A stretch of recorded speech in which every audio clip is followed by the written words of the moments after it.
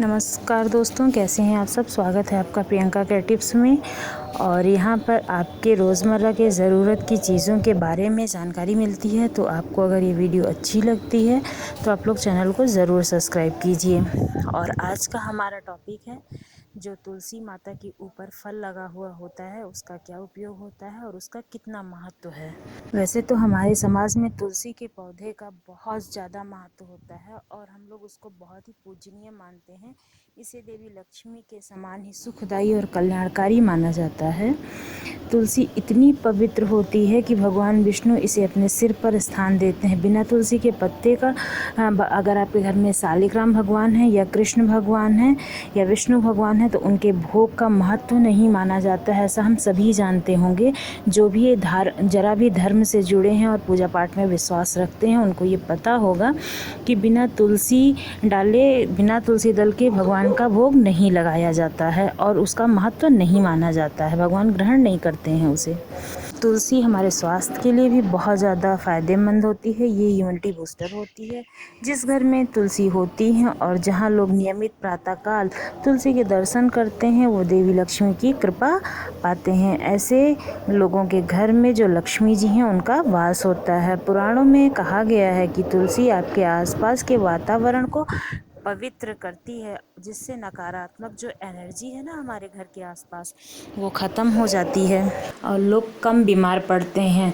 स्वास्थ्य को उत्तम धन कहा जाता है क्योंकि जहाँ निरोग काया होती है वहीं पे समृद्धि वास करती है।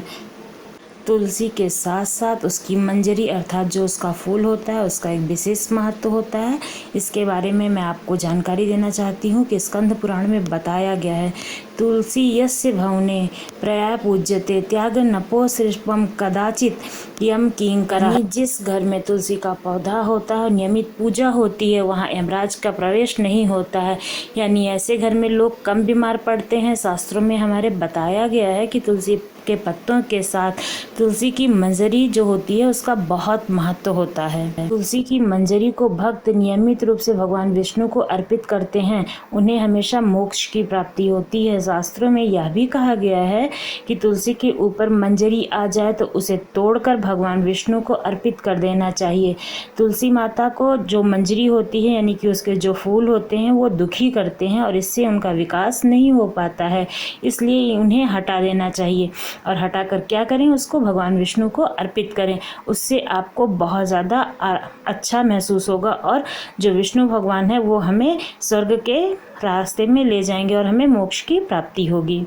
तुलसी की जड़ को दूध से सींचने से लक्ष्मी की प्राप्ति होती है, जबकि तुलसी की माटी का तिलक लगाने से लोग आरोग्य होते हैं, यानी कि आपकी सारी बीमारियां दूर हो जाती हैं।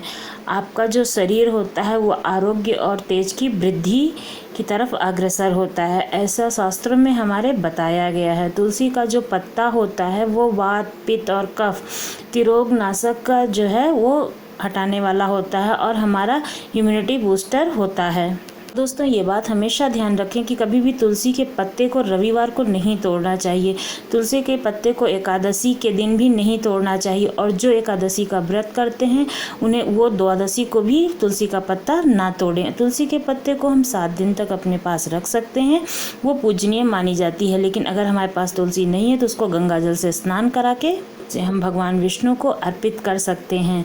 तुलसी हर हाल में फ़ायदेमंद होती है, लेकिन इसका जो प्रयोग है वो दूध के साथ वर्जित है, क्योंकि दूध के साथ तुलसी का प्रयोग करने से यह नुकसानदेह होती है। इसलिए हमें दूध के साथ प्रयोग नहीं करना चाहिए तुलसी को।